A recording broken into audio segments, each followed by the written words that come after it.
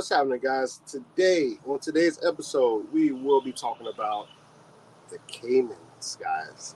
Just little tips and tricks with feeding your Caimans, husbandry, what to expect when you have baby Caimans. Yes, this will be about baby Caimans today, not not the really big ones, because I don't have the big ones at the moment, but these babies. If you guys know me, you guys know that I have been carrying Caimans in my shop for years now, and I have went to the Amazon to really like study the characteristics of these animals, and I actually caught one in the Amazon. Not this species, but the white Caiman.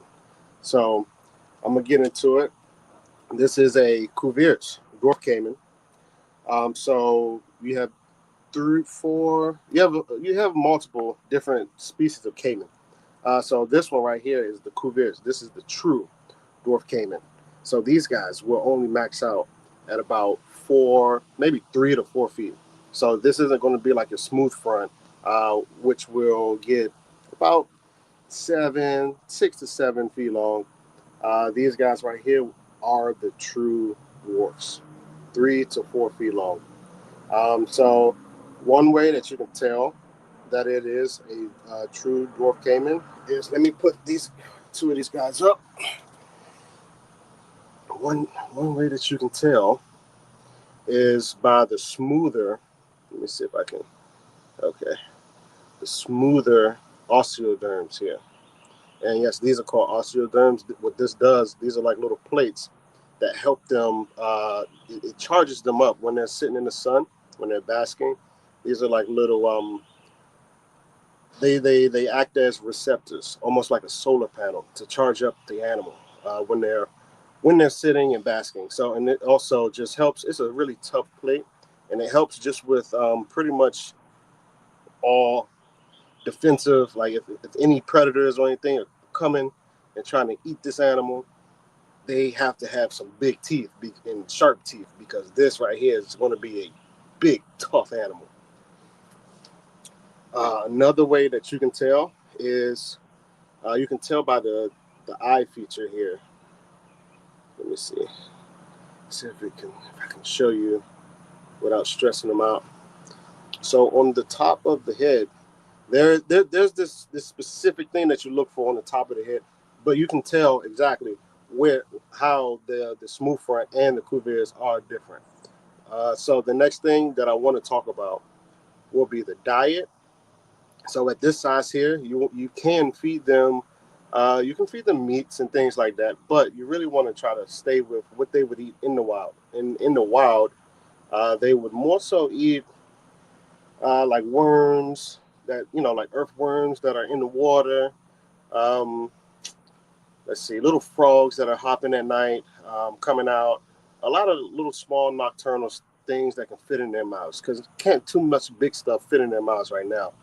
Like if they do come across anything that's already dead or something, yeah, they'll bite at it and things like that. But they aren't hunting for bigger prey right at this size. So what you want to do when you own a caiman, you would want to do like get insects, get some crickets, because you want to activate that killer instinct, that predator instinct. So what I recommend and what I do whenever I get caiman, I get some night crawlers and I get some crickets, some things that are going to move and get their attention. They're very, very, very, very reactive, because they, they these things are little and they have to be. Watch this, and the bites don't hurt, but I'm gonna show you. He's Look at those teeth there. Wow, these little razors can do some damage, just a little bit of damage, but not that much. I've been bitten hundreds of times. Um, so anyway, I'm gonna show you. I'm gonna turn the camera around and just show you guys the small setup that I have them in while they are in my care before they come to you. So give me 1 second, and I'm gonna switch this camera around My guys in the back, they can roll their commercial. And while I set this up, and I'll see you in a second.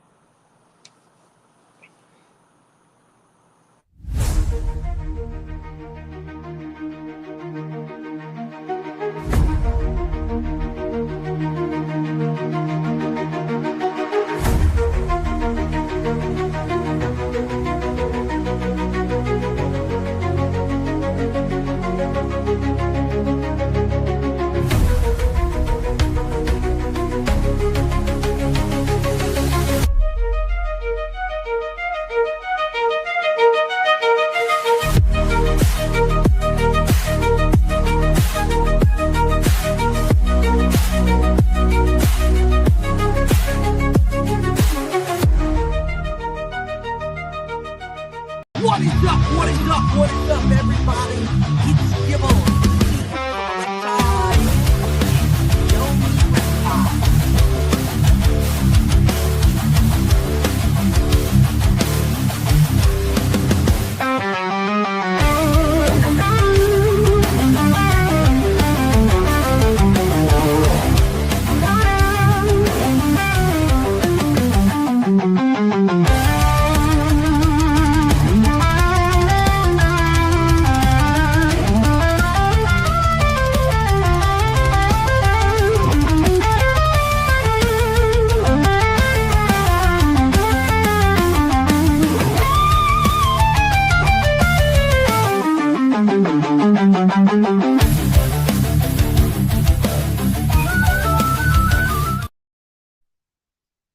All right. Shout out to the Show Me Network. Shout out. All right. So look, this is how I have them set up. I have to clean their water. This water is from overnight.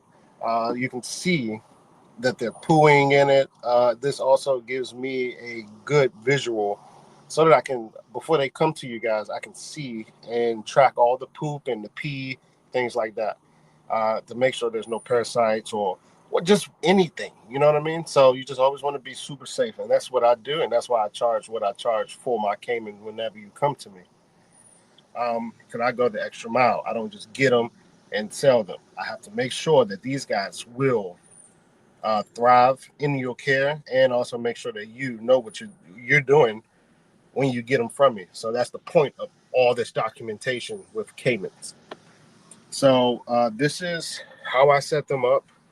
Normally we're in a bigger, they're in a bigger tote normally, but I'm just getting back into the swing of things. So, I got to kind of start a little smaller than I normally would do.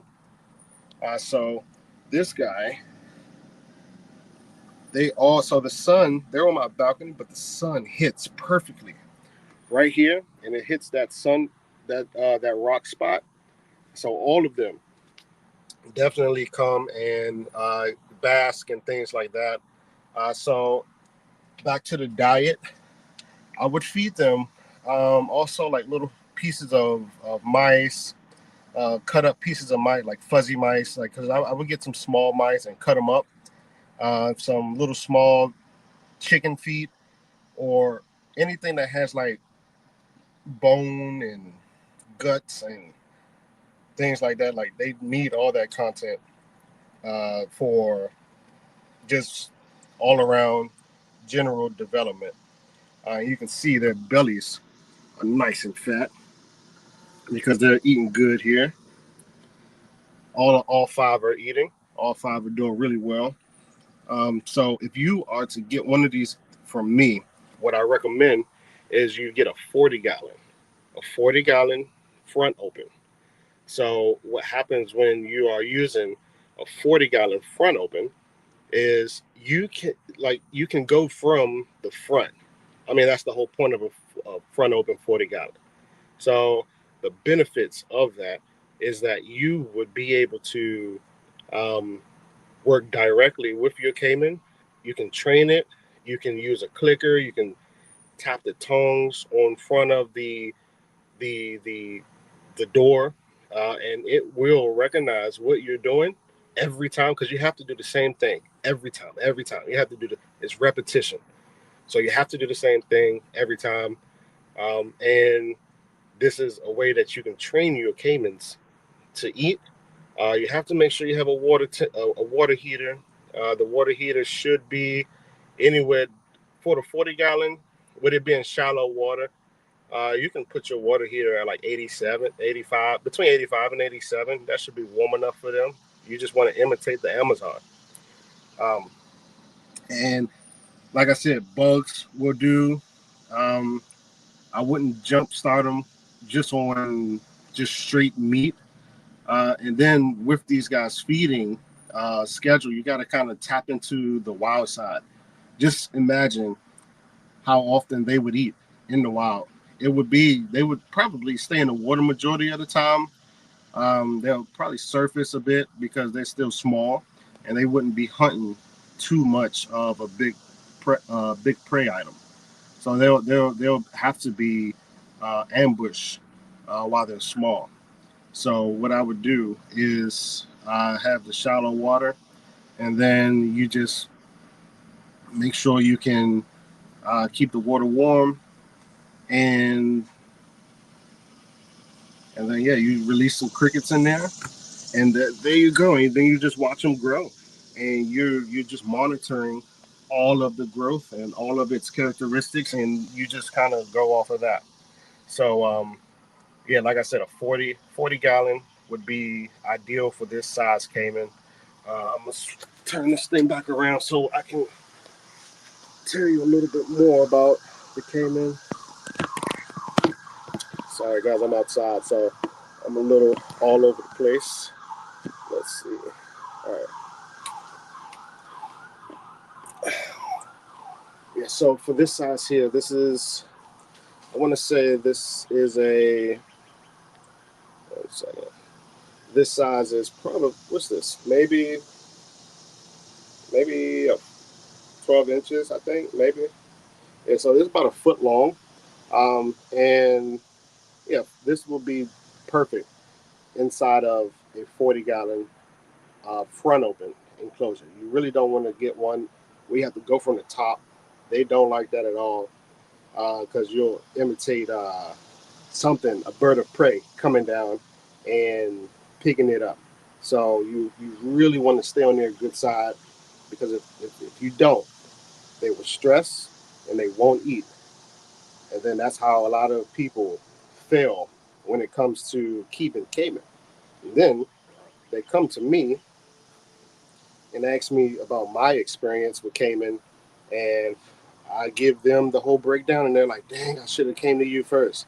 So hopefully nowadays, I can my content is reaching more and more people these days, and I just think that I'm gonna do this differently since I came back from the Amazon and studied these guys close up, and kind of merge that with the information that I already known.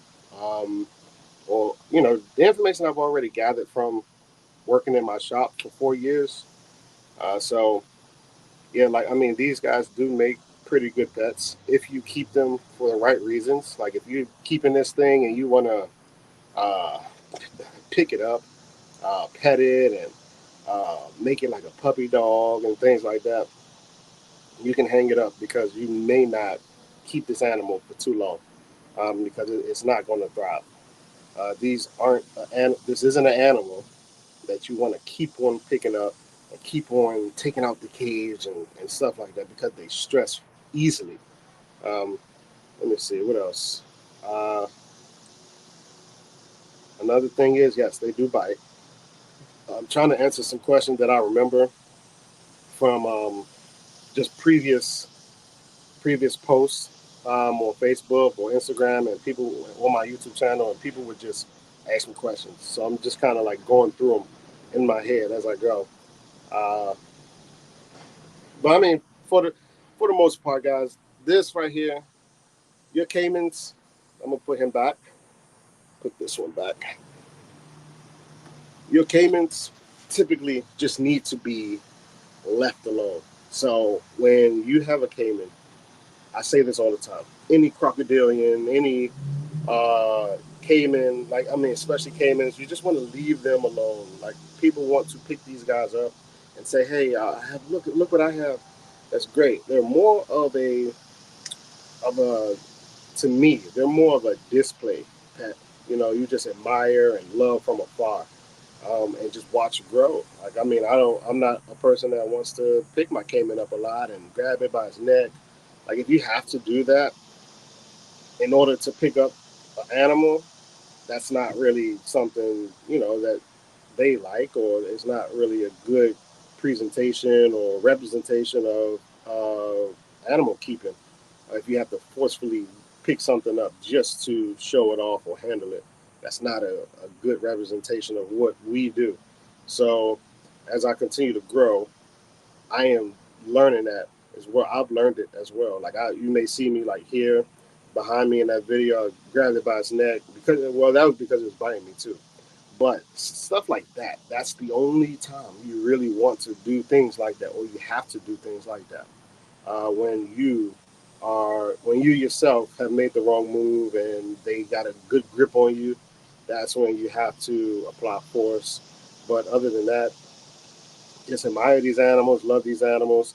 Um, and that's going to wrap up my Cayman talk for today. If you guys have any other questions, you guys can shoot me a message on Facebook. I am not on Instagram at the moment. I deleted my app. 'Cause I'm focusing on. I've channeled my focus into something else. So I am not on Facebook at the moment. I mean, I am not on Instagram at the moment. Sorry about that. And yeah, guys, I got something in the works, and you guys will be seeing it here soon. And like I said, if you guys got any questions about these Caymans, their husbandry, the the diets, what you should do when you first get your Cayman, the first thing you should do, um, you can just shoot me a message, guys, and I get right back to you because this is what I do. I'm on this thing all the time. So, if you're watching this and I've answered your questions already, I appreciate you for supporting and show love to the Show Me Network, and all of our teammates there. This is an amazing team. So shout out to the guys helping me out. That's in the back. And yeah, guys, welcome to the Yo Yo Experience.